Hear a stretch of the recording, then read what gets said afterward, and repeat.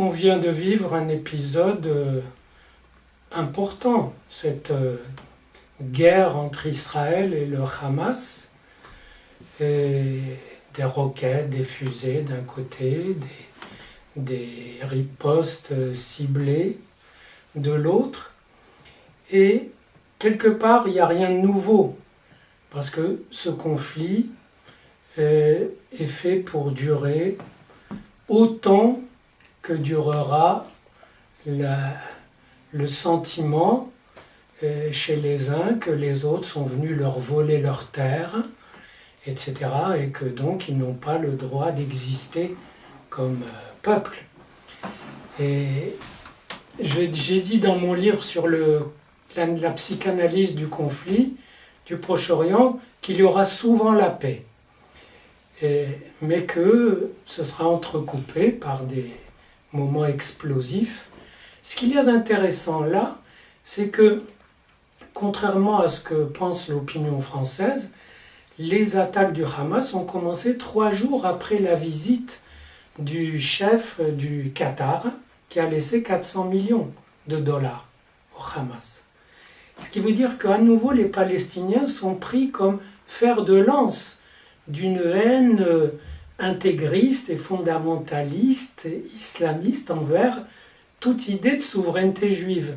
Parce qu'en un sens, Gaza n'a rien à revendiquer par rapport à Israël. Israël a libéré le territoire et ils sont là, ils peuvent dire « Ah oui, mais vous nous cernez de toutes parts ». Et ce qui est un peu inexact, parce que les bateaux passent après vérification.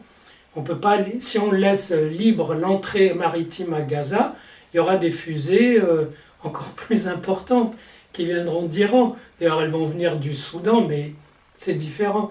De même, si on laisse les gens de Gaza, n'importe qui entrer en Israël, autant dire, on laisse tous les terroristes entrer. Donc ce qu'ils demandent est impossible.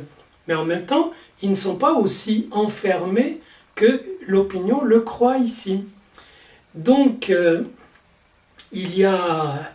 s'il n'y a pas de revendication autre que Israël, tirez-vous, la Palestine n'est pas à vous, c'est un des mots d'ordre, alors ça veut dire cesser d'exister. Donc on revient à ce que j'ai souvent dit, c'est que cette vindicte, cette objection à l'existence d'Israël, elle exprime on peut dire une haine pour quelque chose qui normalement ne devrait pas exister, mais qui existe. Parce que ça existe dans le texte biblique, si vous voulez, dont le Coran s'est inspiré. De sorte que c'est difficile d'arracher Israël à l'existence sans arracher le peuple juif de la Bible et du Coran. Et si vous enlevez le peuple juif et la Bible du Coran, il se peut qu'il ne reste pas grand-chose. Donc c'est très imbriqué. Et du coup, la même question, le même refus d'exister, la même insistance à exister. J'ai entendu un Israélien me dire « Mais où voulez-vous qu'on aille si on n'est pas ici, dans notre pays ?» Et donc, il y aura toujours cette chose-là. Ce qui est intéressant, c'est que l'écho qui en est donné en Europe, et notamment en France, est curieusement mensonger. Et on peut se demander, moi c'est une des choses qui m'intéresse, jusqu'à quand le mensonge sur ce conflit va s'installer et rester en place, si vous voulez. Et moi j'adore l'idée qu'on ment, on n'arrête pas de mentir et que la vérité suit son petit cours comme un ruisseau entre les rochers et finit toujours par se montrer. Parce que on se dit, mais qu'est-ce qui leur prend à ces gens de Gaza comme ça pour tirer des trucs?